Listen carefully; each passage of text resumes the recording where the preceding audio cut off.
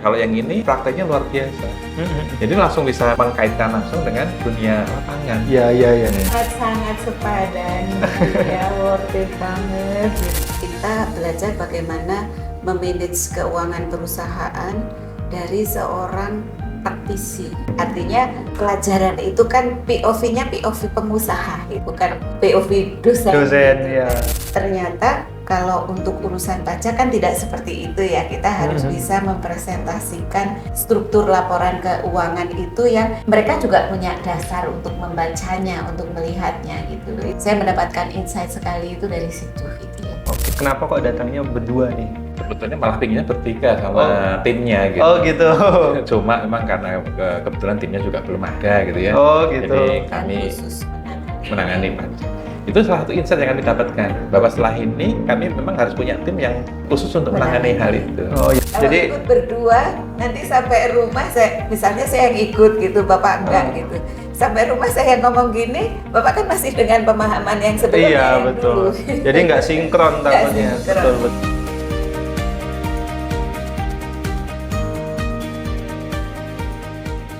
Assalamualaikum. Kali ini saya kedatangan tamu dari jauh, masya Allah. Ini pengusaha asal Jogja, yaitu Pak Jamal dan Bu Dini. Masya Allah. Pak, gimana Pak kabarnya Pak? Sehat? Alhamdulillah. Ibu sehat ya? Alhamdulillah. Gimana nih situasi ekonomi? Katanya yang tadinya bilang nggak baik-baik aja, apa di usaha juga begitu atau gimana? Apa malah melejit gitu? Kalau untuk sepeda motor nggak ada masalah. Nggak ada masalah ya? Karena sepeda motor itu dimiliki oleh banyak masyarakat. Oh, ya Allah. Dan masyarakat itu juga pasti butuh servis. Masya Allah. Pasti butuh Oke, spare part. ini usaha Bapak Ibu ini apa ya? Bengkel Ahas ya Pak ya? Bengkel Ahas resmi. ada beberapa cabang di Wonosobo dan di Jogja. Apa yang mendorong Bapak untuk datang untuk mengikuti Professional Finance Director atau PFD ini Pak? Yang pertama sebetulnya bengkel Ahas itu bengkel resmi Honda. Iya. Itu kan melayani cukup banyak range masyarakat. Tapi memang karena sifatnya retail, itu tuh memang tidak terlalu kental dengan namanya pajak. Jadi customer kami itu ya kalau bisa nggak usah pakai pajak gitu ya. Itu awalnya begitu. Jadi kami itu melihat potensi secara pajak sendiri nggak ada masalah. Tapi dari sisi yang didengar oleh teman-teman sebelumnya yang sudah ikut program ini, itu kok ada banyak hal yang bisa diambil manfaat benefit untuk sebagai pengusaha itu bisa membayar ke pajak ke negara. Tapi dengan angka yang seminimal mungkin secara legal. Nah itu yang seksi itu Pak, minimal dan legal ya Bu ya. Oke. Jadi Ibu apa Bu yang akhirnya mau bareng-bareng sama Bapak untuk ikut acara PFD ini Bu? Ya karena kita tahu ya semakin kesini gitu tuntutan kepatuhan kita sebagai warga negara untuk melaporkan dan membayar pajak semakin masif ya. Ya. Jadi itu yang kalau saya yang menjadi trigger untuk kemudian harus memiliki ilmu nih gitu kan. Dan ilmunya ada di sini gitu ya. Ya kami mengikuti termasuk batch udah agak belakangan gitu, sudah sering dengar cerita teman-teman gitu bagaimana sih setelah belajar di PFD gitu ya. Tujuannya sih seperti itu, why-nya seperti itu gitu ya. Jadi ingin tahu bagaimana cara melaporkan dan membayar pajak yang kita jadi tidak punya masalah gitu ya. Jadi nggak ada nggak ada ketakutan. Nggak ada ketakutan, nggak ada kekhawatiran gitu kan. Kalau misalnya sewaktu-waktu ada pertanyaan atau pemeriksaan itu inginnya tuh udah bisa menjawab dengan baik gitulah. Oke, siap. Untuk di perusahaan nih Pak dan Ibu, ada persoalan tertentu nggak terkait keuangan sebenarnya? Sebelumnya apa ada persoalan gitu? Nggak ada sebetulnya. Nggak ada ya? Lebih karena tadi kami juga pengen jadi dengar dari informasi bahwa pajak itu akan semakin intensif digalakkan. Kalau kami itu nggak ikut atau nggak tahu dari awal, kami nggak tahu nanti kan takutnya nanti di belakang hari malah bermasalah. Jadi kalau secara usaha, secara bisnis juga normal-normal aja. Ya kalau di ini usaha seperti ini ada apa ya? Ada berhubungan langsung dengan kantor pajak kah atau gimana? Ada pajak bulanan, ada kita kan. Jadi nggak semuanya clear dengan pusat ya Pak ya? Tidak. Tidak semuanya. Jadi tetap harus ada yang dilaporkan. Sempat ada SP2DK atau surat cinta di pajak itu nggak? Belum pernah. Alhamdulillah belum.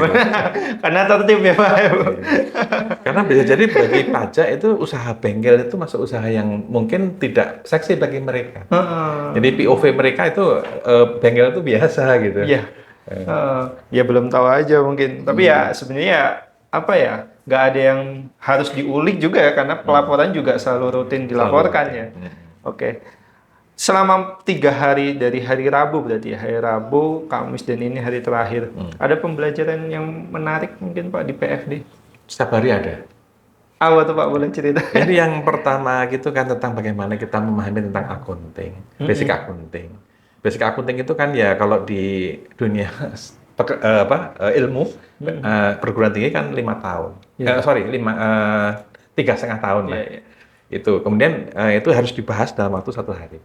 Bagi kami yang kebetulan saya dan istri saya ini bukan lulusan dari situ, kami lulusan teknik. Oh iya. Jadi kami paham accounting, tetapi memang dalam hal pokok-pokok bagaimana kaitan accounting tadi dengan usaha kami.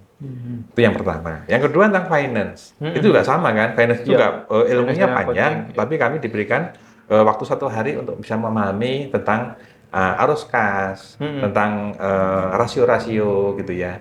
Di mana itu sebetulnya kalau secara angka-angkanya itu atau secara prakteknya itu kami melakukan, tapi sebetulnya itu baru tahu itu namanya ini rasio rasio apa. Iya. Nah hari ketiga ini yang paling menarik nih Mas. Kadang bahas tentang pajaknya langsung ya Pak. Ya Pak ya. Karena pajaknya itu sendiri di baru hari ketiga, tapi pajak itu tidak harus kami terima di hari ketiga karena kami harus tahu dulu tentang basic accounting dan basic finance-nya. Iya, ketika pelaporan keuangan dan keuangannya sudah rapi, pajak itu juga bisa di ini ya Pak ya, bisa mengikuti gitu Pak ya. Oke, siap. Kok jadi Ibu, apa yang menarik Bu sama 3 hari ini Bu? Sangat menarik pastinya ya, karena kita belajar bagaimana memanage keuangan perusahaan dari seorang praktisi, dari seorang praktisi bisnis yang artinya pelajaran itu kan POV-nya POV pengusaha gitu ya, bukan POV dosen gitu ya. Kan, ya. Jadi itu yang membuat kami lebih mudah memahami ya dengan alur yang disampaikan itu lebih mudah memahami bagaimana sih. Jadi nggak cuma ini ilmunya, tapi juga sekaligus bagaimana menerapkannya di perusahaan gitu ya. Jadi meskipun tadi yang disampaikan Pak Jamal, sebenarnya semua itu kami sudah lakukan gitu ya, sudah lakukan. Cuma memang dalam format laporan untuk kami sendiri gitu. Jadi tidak untuk dipresentasikan ke orang lain. Yang penting ketika saya sudah paham, oh ini maksudnya uang ini dari mana, kemana, terus sebenarnya rasionya itu sehat nggak sih? Itu asal kami sudah tahu ya sudah gitu. Nah, cuma kan ternyata kalau untuk urusan pajak kan tidak seperti itu ya. Kita harus bisa mempresentasikan struktur laporan keuangan itu yang mereka juga punya dasar untuk membacanya, untuk melihatnya gitu. Itu yang paling menjadi saya mendapatkan insight sekali itu dari situ gitu ya. Oke. Untuk selama menjalankan usaha ini pernah bersinggungan dengan konsultan pajak gitu nggak? Kebetulan kan nggak pernah. Tidak pernah. Nggak pernah. Dari dulu gitu selalu melaporkan gitu ya. Ya meskipun angkanya ternyata setelah tahu dasarnya gitu, itu ya salah semua gitu. Tapi kan sebenarnya selama ini pajak itu yang penting kita patuh, tertib kan sudah cukup. Oke. Siap. Oke, ini kenapa kok pengen tahu nih? Saya pengen tahu kenapa kok datangnya berdua nih? Kan ada yang sendiri, ada yang sama tim, kok datangnya ibu dan bapak nih? Alasannya kenapa Pak? Sebetulnya malah pinginnya bertiga sama timnya gitu. Oh gitu.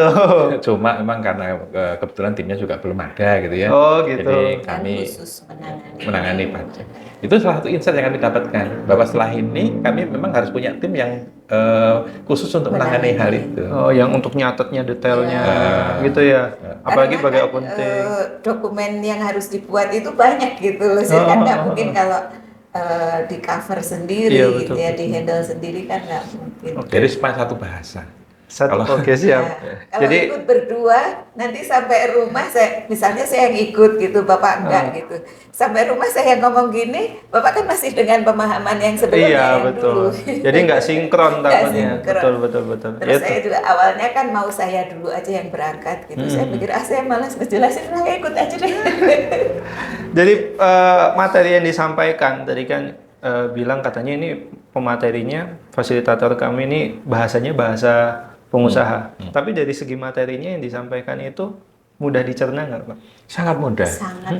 Dulu sebetulnya kalau kita ngomong Finon, Basic Finance for Non-Finance, itu ya sama di kami pernah belajar, saya pernah belajar gitu ya. Cuma ya memang karena nggak langsung bersinggungan gitu ya. Itu atau secara teori itu saya terima, tapi kurang praktek. Nah kalau yang ini prakteknya luar biasa.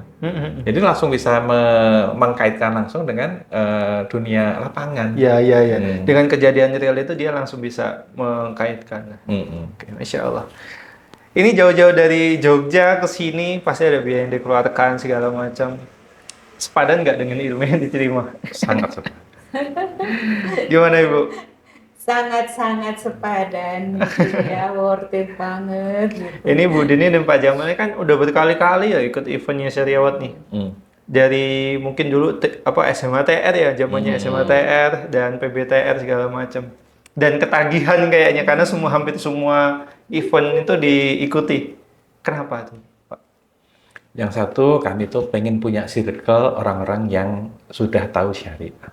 Untuk bisnis yang taat. Bisnis ya, taat syariat. Itu nomor satu. Kalau kami ada di circle yang benar, katanya elang terbang bersama dengan elang.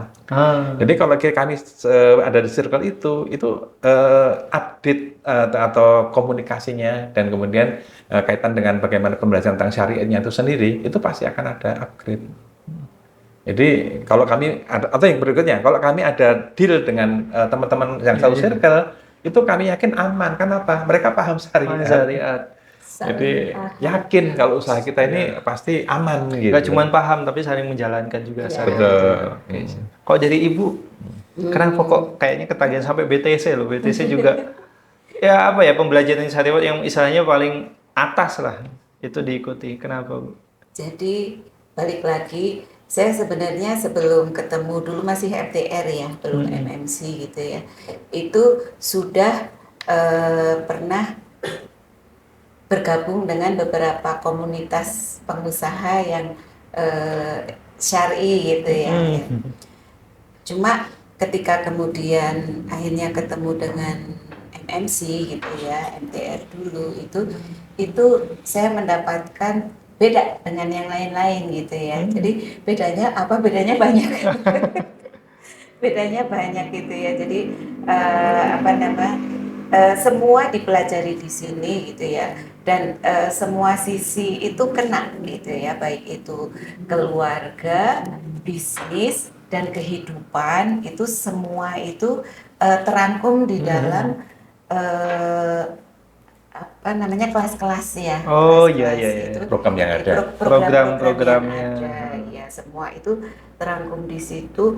Ada itu parenting, ada itu fikih muamalah, ada itu ilmu penjualan, ada itu keuangan, bagaimana harus mentransfer ilmu-ilmu itu ke anak-anak kita yang dalam tanda kutip Gen Z gitu kan. Iya. Bahkan sampai itu pun gitu, ilmu itu disampaikan atau dipelajari dalam program-programnya Syariah Award gitu lah. Itu yang dan ternyata kok selalu ada yang baru lagi gitu, yang saya pikir saya dulu udah semua gitu, ternyata ada ilmu baru seiring perkembangannya zaman. Ya sama hal itu ya di PFD PFD ini gitu kan, yang kemarin kita sudah nggak worry gitu ya, nggak ada permasalahan dengan pajak seiring perkembangan zaman gitu. Apalagi ya, ada berita-berita isu yang kayaknya serem mengenai pajak ya, Pak. itu ternyata kok kemudian ada kelas tentang itu gitu, jadi ya never ending kayaknya ya. Iya. Meskipun kami mulainya masuk MMC itu bukan karena kami terjerat Tidak utang ada riba. utang. Oh, gitu ya. Kami Saya nggak punya bergabung utang. dengan- Tapi event pertama waktu itu Tetap harus melalui SMPTN. Kalau saya malah dulu BPTN sebenarnya, karena nggak ada utang. Oke, siap. Masya Allah. Baik, teman-teman pengusaha di luar sana, kiranya emang ada persoalan dengan pajak, jangan ditunda-tunda, semakin nanti persoalannya makin rumit. Bisa datang dan kunjungi website kami dan juga atau nomor handphone yang tertera di deskripsi. Baik, itu saja. Mari kita tutup dengan doa penutup majelis. Subhanakallah wa bihamdika. Asyhadu an la ilaha illa anta, astaghfiruka wa atubu ilaik. Akhirul kalam. Assalamualaikum warahmatullahi wabarakatuh. Waalaikumsalam warahmatullahi wabarakatuh.